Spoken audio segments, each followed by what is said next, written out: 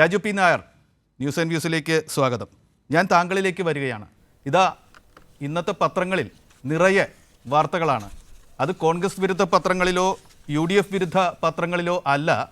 UDF അനുകൂലമെന്നും Congress അനുകൂലമെന്നും പരക്കെ വിശ്വസിക്കുന്ന പത്രങ്ങളിൽ വരെ, മാധ്യമങ്ങളിൽ വരെ ആ വാർത്തകൾ വന്നിരിക്കുകയാണ്.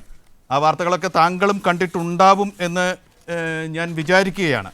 ആ വാർത്തകളുടെ തലക്കെട്ടുകൾ പോലും കോൺഗ്രസ്സിന് മറുപടി പറയേണ്ട വിധം വളരെ പ്രധാനപ്പെട്ട ഒരു കാര്യമായി മാറുകയാണ്. ഞാനിപ്പോൾ ആ വാർത്തകളൊക്കെ സമാഹരിച്ച് പറഞ്ഞു. ഈ വാർത്തകളൊക്കെ ശരിയാണോ? ഈ വാർത്തകൾ ശരിയാണ് എന്നാണ് മാധ്യമപ്രവർത്തകൻ സജീവൻ ഇപ്പോൾ നമ്മളോട് പറഞ്ഞത്. മാത്രമല്ല, ഇങ്ങനെ കാര്യങ്ങൾ സംഭവിക്കുന്നതിൽ ഒരത്ഭുതവുമില്ല. കാരണം മിന്നുന്ന വിജയത്തിൽ നിന്ന് ആവേശം ഉൾക്കൊണ്ട് പരാജയത്തെ വിശകലനം ചെയ്ത് മുന്നോട്ട് പോവുകയല്ല കോൺഗ്രസ് ചെയ്യുന്നത്. തമ്മിൽ തല്ലുകയാണ്. അത് ദുഃഖകരമാണ്. ഏത് ജനാധിപത്യ വിശ്വാസിയെയും ദുഃഖിപ്പിക്കുന്ന ഒരു കാര്യമാണ് നടന്നുകൊണ്ടിരിക്കുന്നത് എന്ന് പറഞ്ഞുകൊണ്ട് അദ്ദേഹം വാർത്തകൾ സ്ഥിരീകരിക്കുകയാണ്. വാർത്തകളോട് പ്രതികരിക്കേണ്ട കാര്യമില്ല എന്ന് പറഞ്ഞുകൊണ്ടാണ് താങ്കൾ പറയാൻ ശ്രമിച്ചത്. എങ്കിൽ പോലും വാർത്തകൾ വന്നിരിക്കുന്നു. അത് ജനങ്ങൾക്ക് മുന്നിലുണ്ട്. കോൺഗ്രസ് എന്തെങ്കിലും പറയേണ്ടതുണ്ട്. എന്താണ് കോൺഗ്രസ്സിന് ഈ ഘട്ടത്തിൽ ഇന്ന് രാത്രി പ്രേക്ഷകരോട് പറയാനുള്ളത്?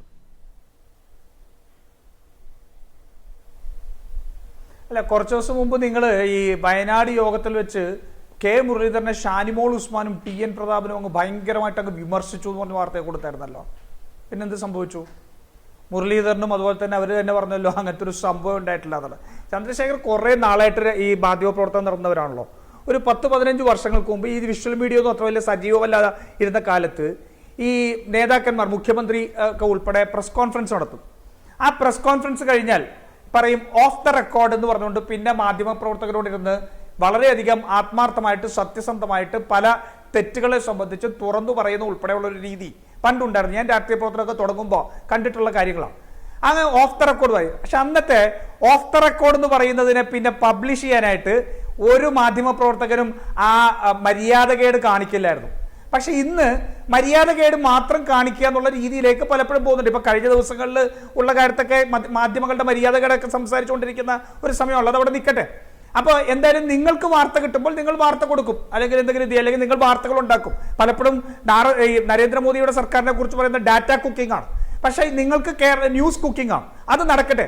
പിന്നെ ഞാൻ ചോദിക്കട്ടെ, ഞങ്ങൾക്ക് ഇനി ഇത് ശരിയാണെങ്കിൽ പോലും ഞങ്ങളുടെ പാർട്ടി കമ്മിറ്റികളിൽ നിന്ന് ഞങ്ങൾക്ക് അഭിപ്രായം പറയാലോ. അതൊന്നും ആലോചിച്ച് നോക്കി. ഞങ്ങൾക്ക് അഭിപ്രായം പറയാം. മാഷാ അള്ളാ സ്റ്റിക്കർ ഒട്ടിച്ച ഇന്നോവ വീട്ടിലേക്ക് വരില്ല എന്ന് ഉറപ്പുണ്ട്. ജീവഭയമില്ലാതെ പാർട്ടിക്കകത്ത് അഭിപ്രായം പറയാനും വിമർശിക്കാനും വേണമെങ്കിൽ ഏതെങ്കിലും നേതാവിനെ പേരെടുത്ത് കുറ്റപ്പെടുത്താനും സ്വാതന്ത്ര്യമുള്ള പാർട്ടിയാണ്.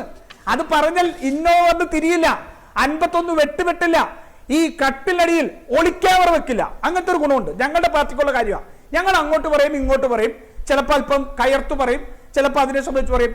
ഞങ്ങൾ ഈ ഒളിക്യാമറ വെക്കില്ല. ഏത് നേതാവിനെ കൊടുക്കാൻ ഒളിക്യാമറ വെക്കാത്തൊരു പാർട്ടിയാണ് ഞങ്ങൾ.